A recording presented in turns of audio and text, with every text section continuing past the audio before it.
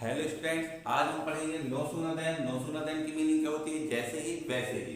तो no sooner से आपको डुएट डायरेक्टेड में आता है सेंटेंस जोड़ने के लिए। तो आपको कैसे करना है? No sooner helping verb subject main verb then second sentence. तो आपको फॉर्मूला याद होना चाहिए। No sooner helping verb subject main verb then second sentence. अब आपको हेल्पिंग वर्ब के बारे में मालूम होना चाहिए। तो अगर V1 आएगी तो डू का यूज करना है, V1 के साथ एस आए तो डच का यूज करना, और वर्ब की सेकंड फॉर्म आएगी तो डिड का यूज करना है। और फिर उसके बाद V1 यूज लगानी। अब आपके पास दो सेंटेंस है। The spring arrives, the spring arrives, the flowers blossom. तो आपको क्या दिख रहा है भाई? नो सूनर लगाना है सबसे पहले, फिर आपको हेल्पिंग वर्ब। तो हेल्पिंग वर्ब में यहाँ पर क्या लगा है? V1 एस है तो आपको डच का यूज करना है। फिर लगाना है आपको सब्जेक्ट द स्प्रिंग, फिर आपको लिखना है मेन वर्ब। तो अराइव आ जाएगा, V1 एस हट जाएगा क्योंकि डच का यूज किया है आपने, तो एस हट जाएगा।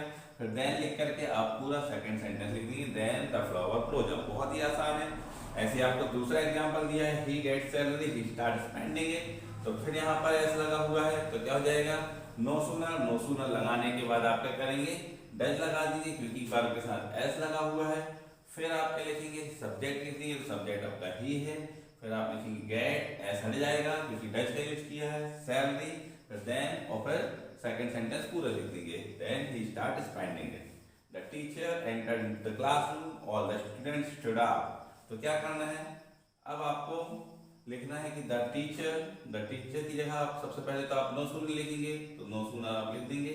फिर आप क्या लिखेंगे? डेट, क्योंकि क्या लगी? V2 लगी हुई है तो आप डेट का यूज करेंगे। बल्कि सेकेंड फॉर्म होने पर डेट का यूज करना है। फिर आप लिखेंगे द टीचर, फिर लिख देंगे एंटर इनटू द क्लास। अब V1 लग जाएगी क्योंकि हम डेट का यूज कर चुके हैं।